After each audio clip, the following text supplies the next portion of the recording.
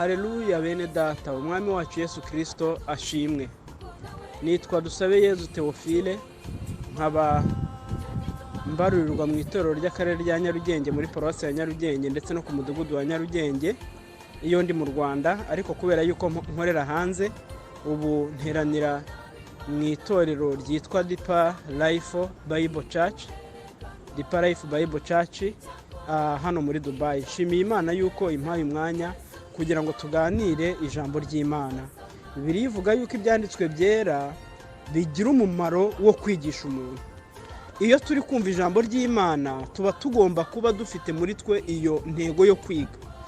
Noneho ngo iyo bimaze kumwigisha biramuhugura. Tuba kandi tugomba kuba dufite iyo ntego yo kwemera kuhugurwa n'ijambo ry'Imana. Noneho ngo byarangiza bikamutunganya.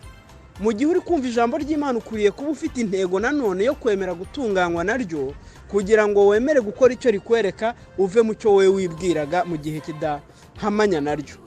Noneho ngo rikamuhanira gukiranuka.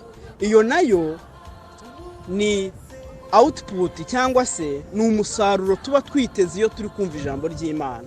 Ndetse niyo turi kuribwiriza tuba dukwiriye kwibaza niba koko riri buhesha umuntu gukiranuka rikamutunganya, kandi noneho ngo kugira ngo uwo muntu abe igikoresho kizima kibasha gukora imirimo myiza. Imana rero nishimwe kuko iduhaye umwanya kugira ngo tubyaze uwo umusaruro ijambo ry'Imana. Uyu munsi turaganira ku ijambo rifite intego ivuga ngo ubushobozi duhabwa no kuba abana b'Imana, cyangwa se ubushobozi bwo kuba abana b'Imana. Yohana igice cya mbere ku murongo waho wa 12 yari ariho avuga amakuru ya Yesu. Yohana intumwa ari kuvuga uburyo mbere na mbere hariho jambo yari Imana, yabanye n'Imana, yaje mu isi ari umucyo w'abantu. Noneho ngo abantu bikundira umwijima kubera yuko imirimo yabo yari mibi. Nicyo cyatumye bakunda umwijima kugira ngo batajya hagaragara. Ariko yageze kuri wa murongo wa 12 aravuga ngo icyakora abamwemeye bose bakizera izina rye, abo ngabo yabahaye ubushobozi bwo kuba abana b'Imana. Haleluya. Ubushobozi duhabwa no kuba abana b'Imana tubukura mu kwizera Yesu. Icyakora abamwemeye bose bakizera izina rye, yabahaye ubushobozi bwo kuba abana b'Imana. Yongeye kuvuga kuri ubu bushobozi Yohana intumwa nanone mu rwandiko rwe rwa mbere yanditse ku gice cya 3 ku murongo wa 1 aravuga ngo nimurebe urukundo ruhebuje Data wa twese yadukunze rwatumye twitwa abana b'Imana. Akomeza avuga ngo kandi niko turi, ngo nicyo cyatumye abisi batatumenya kuko batayimenye. Haleluya. Iri jambo ndarikunda kuko ringaragariza ibintu bibiri. Ringaragariza itandukaniro riri hagati yo kwitwa abana b'Imana no kubabo. Ntabwo Yohana yanditse ngo ahagararire gusa kuko kwitwa. Umuntu ashobora kwitwa ikintu atari cyo. Murabizi yuko hari abantu twita abaprofeseri, ariko muri iyi si kugira ngo umuntu agire iyo level yo kuba profeseri agomba kuba afite amashuri menshi. Burya ntabwo umuntu abihabwa nuko yigisha segonderi, ahubwo ni urwego rukorerwa kandi umuntu akaruharanira. Ni urwego rurenze kuri doctora ndetse n'ayandi matitire yo mu mashuri yose muzi, kuko nanatekereza yuko ari rwo rwego rwa nyuma. Umuntu rero ashobora kwitwa ikintu ariko atari cyo. Nicyo cyatumye Yohana atandika gusanga avuga ngo ngo nimurebe urukundo Data wa twese yadukunze rwatumye twitwa abana b'Imana. Ahubwo yarakomeje aravuga ngo kandi niko turi. Haleluya. Ni ukuvuga ngo watureba ni ukuri turi abana b'Imana, twabyawe n'Imana isumba byose. Aha rero umuntu ahita yibaza ngo none se niki cyakwemeza koko yuko turibo, kugira ngo hato tutabivuga ariko tutari byo. Kuko kubyitwa ubwabyo no kubyiyitirira ni kimwe, ariko no kubabo ni ikindi. Twabonye rero yuko ari ubushobozi butangwa kubwo kwizera Yesu. Ubwo nibwo bushobozi rero nifuza yuko turebaho mu mwanya utari munini kugira ngo tugenzure imitima yacu turebe koko niba turi abana b'Imana. Ubundi ubuzima bwose butangirwa no kuvuka, haba mu isi y'umwuka ndetse no mu isi isanzwe y'umubiri tubamo. Ibintu byose bifite ubuzima bitangirana no kuvuka. Nta kintu gifite ubuzima kitavutse. Buriya nugera ahantu ukahabona igiti, hari igihe icyo giti kitari kiriho, hari umunsi cyavutse gitangira kubaho. Ibintu byose bifite ubuzima, ubwo buzima butangirana no kuvuka, ukuyeho yenda iby'Imana yaremye mu itangira ryo kurema, ariko yabihaye ubushobozi bwo kujya birema ubuzima mu bindi kubwo kugenda bibyarana. Ntekereza yuko umuntu wese uri kumva iyi nyigisho yavutse, utaravutse aze kumanika urutoki avuga ati ngewe ntago navutse, ubwo ndaba nsinzwe. No mu isi y'umwuka rero, umuntu wese wabyawe n'Imana, umuntu wese ukijijwe by'ukuri atari ukubyiyitirira nk'uko twabivuze, bimusaba kubanza gutera intambwe yitwa kuvuka ubwa kabiri. Yohana yarabyanditse mu kiganiro Yesu yagiranye na Nikodemu, aramubwira ngo umuntu utarabyaye ubwa kabiri ntago ashobora kubona ubwami bw'Imana, ngo kuko ikibyarwa n'umubiri nacyo ni umubiri, n'ikibyarwa n'umwuka nacyo ni umwuka. Biragusaba kubanza rero ukavuka ubwa kabiri kugira ngo ube umwana w'Imana. Kuvuka ubwa kabiri ni iki? Kuvuka ubwa kabiri ni umurimo wo kwizera Yesu Kristo, kubwo kumenya yuko hanze ya Yesu ari ukurimbuka, hanze ya Yesu ni akaga n'amakuba bizanwa no kutubaha Imana, hanze ya Yesu ni mu mwijima. Iyo rero umenya ayo makuru, ukamenya ngo mbese nakora iki. Abantu basomye agatabo k'umugenzi, Mukristo amaze kumenya yuko igihugu yavukiyemo kandi atuyemo ari igihugu kirimbukiro, yahise atabaza avuga ngo mbese ndahungira hehe. Iyo rero wamaze kugira iryo hishurirwa muri wowe, ukamenya ngo isi ntabwo ari ubutura ahubwo nimbura buturo, ku mugani wa mugabo wabivuze, icyo gihe nibwo uhita utangira kwibaza ngo none se ndakizwa nande, ndatabarwa nande. Ijambo ry'Imana ryaguhaye ayo makuru rihita rikwereka Yesu. Haleluya! Rikakubwira ngo hano hari umucunguzi, hano hari umuremyi, hano hari umurengezi. Iyo ibyo ngibyo byizeye, ukabyatura ukavuga ngo ndakwizeye, nizeye yuko wankiza, nizeye yuko wancungura, icyo gihe uhita ubarwa nk'umwana w'Imana, uba ugiye mu ikipe y'abantu babyawe n'Imana. Icyo gihe noneho uhabwa bwa bushobozi turi bugende tuvugaho mu magambo atari maremare nk'uko nabibabwiye, ariko byose bigomba gutangirana n'uko wavutse ubwa kabiri. Uwo munsi umenya yuko wowe ubwawe utakwikiza, umenya yuko imbaraga zawe ntacyo zakumarira kugira ngo ubashe kubana n'Imana, kugira ngo ubashe kugendana n'Imana, ahubwo ukizera Yesu, ukizera ijambo rye, ukagira inyota yo kuryumva no kurishyira mu bikorwa. Ibyo ngibyo bikagenda bigukuza bikakugeza ku kigero gikwiriye cy'umwana ukuze. Ni nayo mpamvu buriya haba mu isi y'umwuka ndetse no mu buzima busanzwe, iyo umuntu amaze kuvuka hakurikiraho gukura, ugenda ukuzwa n'uwo wizeye, kuko kumwizera biguhesha guhora umwumva, bikaguhesha guhora umwumvira. Nagira ngo mbibutse yuko kwizera kutarimo kumvira kutabaho, bene uko kwizera ntago kubaho. Iyo usomye Bibiliya ukagenda ureba amakuru y'abantu bose bagiye bizera Imana, iyi Imana yabwiraga umuntu, ubundi mu mvugo yayivuga ikintu nkaho cyamaze kuba. Yigeze kubwira Yosuwa iti dore nkugabije Yeriko. Ariko kuba yabivuze gutyo ntago Yeriko yaguye gusa, ahubwo hari ikintu yasabye Yosuwa gukora. Yosuwa amaze kumvira kubwo kwizera, ijambo ry'Imana ritubwira yuko Yeriko yaritaguritse bakabona inzira bakinjira. Ngaho nawe tekereza iyo Namani yanga kujya koga, yari butahane bya bibembe bye, ariko kubera yuko yumvise akumvira nubwo byagoranye, yabikurijemo kubona igitangaza giturutse muri kwa kwizera yagize ko kumubwira ngo uramutse wibiye muri Yorodani inshuro 7 wavamo wakize ibibembe. Kwizera rero gukurikirwa no kumvira. Ntago wavuga yuko wizera Yesu utamwumvira, n'ukuri ubutubeshye. Naho ubwo yaravuze ngo ni mu nkunda muzitondera amategeko yanjye. Urukundo tumukunda ruduhesha kwitondera ijambo rye. Kwizera tumufitiye kuduhesha kwemera yuko ibyo avuga byose ari ukuri, nk'uko wamuririmbye yabiririmbye akavuga ngo ibyo uvuga byose n'ukuri kubera yuko ubivugana urukundo, n'ibyo ukora byose n'ukuri kubera yuko ubikorana urukundo. Imana ishimwe. Ubushobozi duhabwa no kuba abana b'Imana. Icyambere, Paulo yandikira Abefeso ku gice cya 5 ku murongo wa 1 yarababwiye ngo mwigane Imana nk'abana bakundwa. Impamvu dukwiriye kwigana Imana nuko ari data. Iyo umuntu avukiye mu muryango atangira kwigana imico y'abana bo muri uwo muryango. Niyo mpamvu umwana wese wavukiye mu Rwanda, mu babyeyi bavuga ikinyarwanda, akura avuga ikinyarwanda, kereka iyo ajyanywe hanze kwiga izindi ndimi. Ariko umuntu wese akura avuga ururimi rw'aho yavukiye. Niyo mpamvu barwita ngo ni madatange, ni ururimi rwa mama. Imico mama agutoza cyane cyane yo ku buzima bw'ifatiro niyo ukurana. Iyo rero umuntu abyawe n'Imana, uba ugomba kuvukira mu muryango w'abana b'Imana, ukitoza gusa n'Imana. Tugira ubushobozi bwo kwigana Imana kubera yuko twabyawe nayo. Haleluya. Ubundi ntabwo kwigana kose gukunda. Hari ukwigana, hari ibintu ushobora kureba ariko wajya kubyigana ntubishobore kubera yuko udafite ubwo bushobozi muri wowe.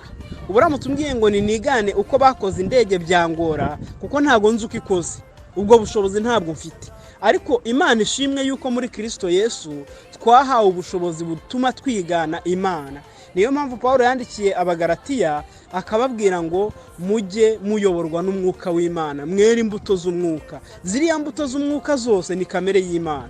Imana ni urukundo, Imana igira neza, ni Imana y'amahoro, Imana ni Imana y'umunezero n'ibyishimo, ni Imana yera kandi ikiranuka. Ibyo byose tugomba kubyigira ku Mana Data. Dufite ubushobozi bwo kwigana Imana kubera yuko twabyawe nayo.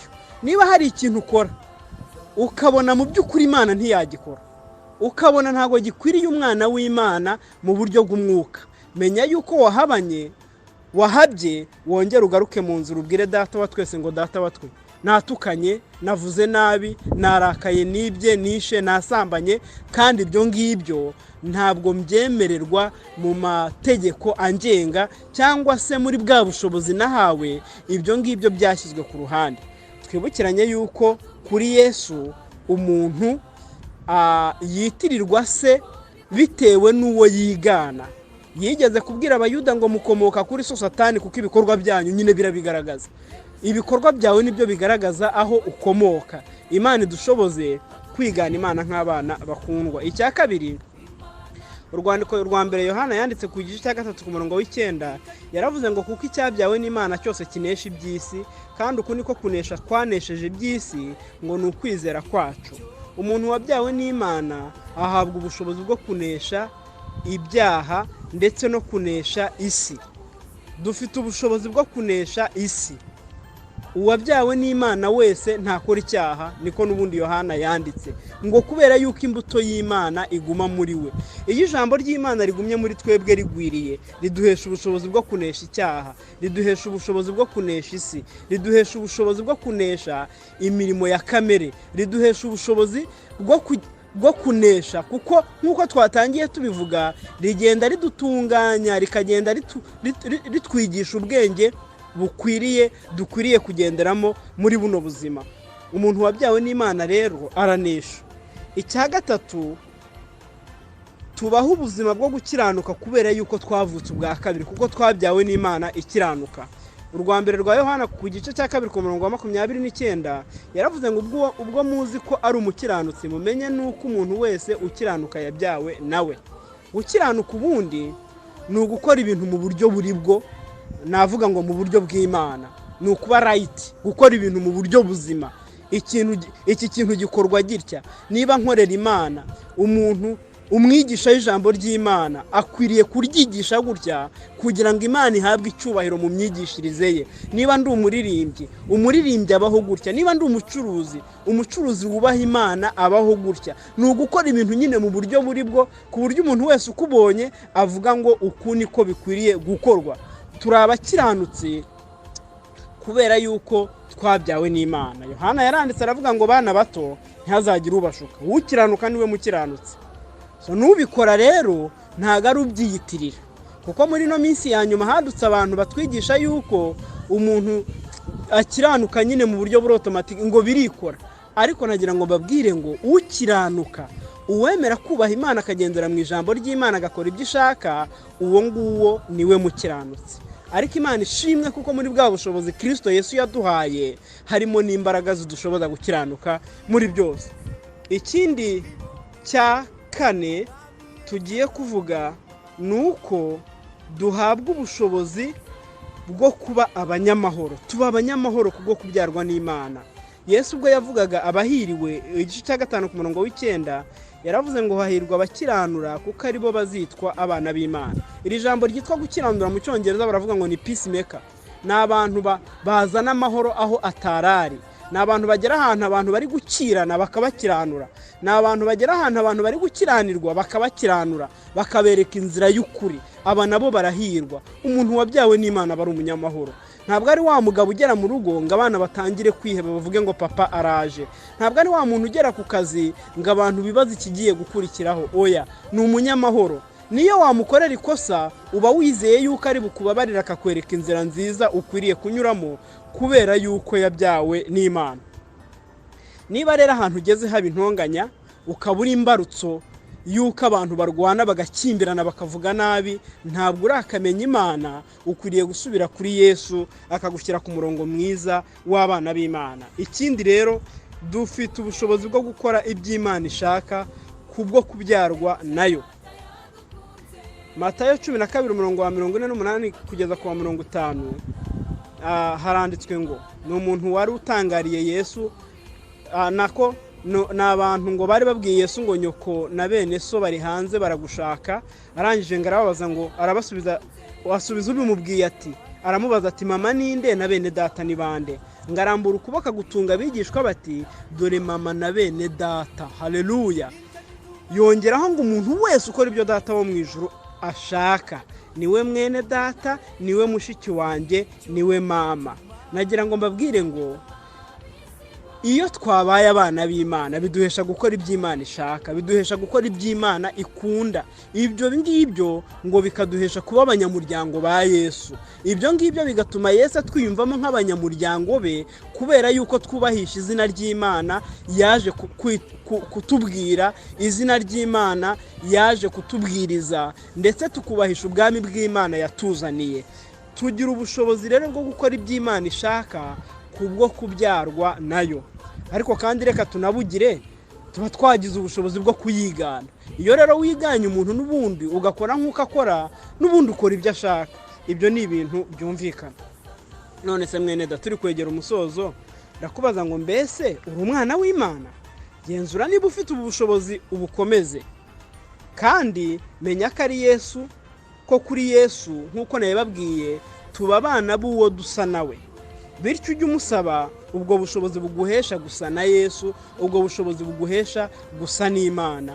Ubwe yaravuze ati nimunyigireho kubera yuko ndi umugwaneza kandi nkaba noroheje mu mutima. Nibyo nahoze mbabwira rero, yabwiye abayuda, arababwira ngo mukomoka kuri so Satani kandi ibyo asararikira nibyo namwe mushaka gukora. Ibyo wifuza koko ni ubushake bw'Imana. Yakomeza ababwira ngo yahereye kera kose ari umwicanyi kandi ntiyahagaze mu by'ukuri kuko ukuri kutari muri we. Navuga ibinyoma aravuga ibye ubwe kuko ari umunyabinyoma kandi ni se w'ibinyoma. Yaraberuriye arababwira ngo nubwo mwiyita yuko muri abana ba Aburahamu, ariko oya, mukomoka kuri so Satani kuko mutigeze mubaturwa na rimwe ngo muve mu bubata bw'ibyaha. Reka nsoze mvuga ngo Yesu agutegeye amatwi, kandi ategeye amatwi abagenzi bose batitwara nka Laodikiya. Laodikiya ryari itorero ryibwira yuko rikize ngo kandi rimeze neza muri byose. Ibyo ngibyo bigatuma ryumva ko ntacyo ribuze. Ariko Yesu aryitegereje arababwira ngo muri abatinde bo kubabarirwa, nimungureho imyambaro muhishe isoni z'ubwambure bwanyu. Nagira ngo mbabwire ngo iryo ni ryo torero tugezemo, aho abantu bitiranya kunezerwa no guhimbaza, bakitiranya guhimbarwa no guhimbaza. Kubera yuko dufite abantu benshi bize theology, twibwira yuko kwigisha mu buryo buri scientifique ari kimwe no kwigisha mu buryo buri spirituel. Noneho ibintu byose tugahita tubihwanirizamo. Turi mu gihe inyubako nziza zigezweho natwe dufite ubushobozi bwo kuzubaka, tukibwira yuko kuba dufite insengero nziza ari byo bituma twebwe ubwacu duhinduka insengero z'Imana. Dukwiriye guhinduka, tugategera amatwi Yesu, tukumva icyo atubwira, tukemera yuko turi abanyantege nke, tukamusaba imbaraga zidushoboza kugenda nk'uko Imana ishaka. Wirinde rero, ahubwo ugira inyota yo gusanga Yesu, ujye uhora umubwira ngo ngewe ntacyo nshoboye, ariko unshoboje nashobora. kandi azabidukorera nk'uko yabidusezeranije. Yaravuze ngo dore ndi kumwe namwe iminsi yose kugeza ku mperuka y'isi. Ikindi yahamije ubwo ngo yarari ku munsi uruta iyindi, haranditswe ngo nuko ku munsi uheruka w'iyo minsi mikuru ari wo munsi uruta iyindi, Yesu arahagarara avuga cyane ati umuntu wese ugira inyota naza aho ndi anywe. Urumva ko bidusaba kugira inyota. Impamvu iri jambo turyize ni ukugira ngo ridutere kugira inyota yo kuba abana b'Imana by'ukuri no kugaragaza icyubahiro cy'Imana mu migirire yacu yose. Niba ugize iyo nyota rero sanga Yesu. Umuntu wese ufite inyota naze aho ndi. Unyize imigezi y'amazi y'ubugingo izagitemba, izatemba iva mu nda ye nk'uko ibyanditswe bivuga. Yohana 7:37-38. Mbese ugize inyota sanga Yesu. Musange mu byanditswe murahahurira, musange ku mavi mu bihe byo gusenga murahahurira. Ubu ngubu insengero zirafunze, ariko nagira ngo mbabwire ngo urusengero rukuri Imana iha agaciro n'imitima yacu. Kandi nagira ngo mbabwire ngo mu isi y'umwuka ijuru rihora rikingukiye amasengesho y'abera, ijuru rihora rikingukiye imirimo y'abera, ijuru rihora rikingukiye. Nshatse navuga ngo nta kidasanzwe cyabaye daye. Umuntu abasha guhimbaza Imana ari wenyine niba koko afite muri we umutima wo guhimbaza, kandi ntabwo uba uri wenyine. Hari umwitozo njya nkunda gukora ariko maze igihe nta gukora, Imana ishimwe yuko iwunyibukije. Ni umwitozo wo kuba ndi ahantu njyenyine nkiyumva nk'umuntu uhagaze mu itorero ry'abana b'Imana, uhereye ku kuremwa kw'isi ukageza aka kanya. Noneho nkiyumva nk'umuntu niba ngiye guhimbaza Imana, nkiyumva nk'umuntu uri guhimbazanya na ba Saduraka na ba Meshaki na ba Abedenego bayihimbarije mu itanura ry'umuriro. Nkiyumva nk'umuntu ugiye guhimbaza Imana ari kuyihimbazanya na Aburahamu amaze kubona Imana imugiriye neza imuhaye umwana. Nkifatanya na Sara guseka kuko Imana igize neza. Haleluya. Kandi nagira ngo mbibutse ngo ku Mana ibi ngibi biba bisa n'ibibaye mu kanya. So iteraniro ry'abera rero uhereye ku kuremwa kw'isi ukageza aka kanya, navuga ngo riracyari live imbere y'Imana. Wiba wenyine, nubwo insengero zifunze wiba wenyine, iteraniro ry'abera riracyari live, ririho, riri gukora aka kanya. Haleluya. Sanga Imana, yisange. Wikumva yuko uri gusenga wenyine, amasengesho y'abera aracyavuga. Bibiliya ivuga yuko ngo naya Abeli ngo agitabariza Imana guhora. Amasengesho y'abera aracyavuga. Ibihimbazo, niba nabyita ibihimbazo, indirimbo zihimbaza Imana z'abera bayihimbaje mu kuri no mu mwuka, ziracyahari, ziracyaririmbwa, ntago zacecekeshejwe nuko bapfuye. Oya, amajwi yabo ngaracyavuga. Korana nabo rero, iyumve muri iryo teraniro ry'abera nubwo uri mu nzu wenyine, wikumva yuko uri gusenga wenyine. Ifatanye na ba Daniyeli, ifatanye na ba Nehemiya, ifatanye n'abanyamasengesho batubanjije muri uru rugendo. Kandi Imana izaguha ibihe byiza binyuze muri iyo cano, cyangwa se binyuze muri uwo muyoboro w'umwuka uhuza abera bose aho bava bakagera, uhereye ku kuremwa kw'isi ukageza muri aka kanya. Imana nibidushoboze mu izina rya Yesu Kristo umwami akaba n'umukiza wacu. Amen. Yesu abahe umugisha.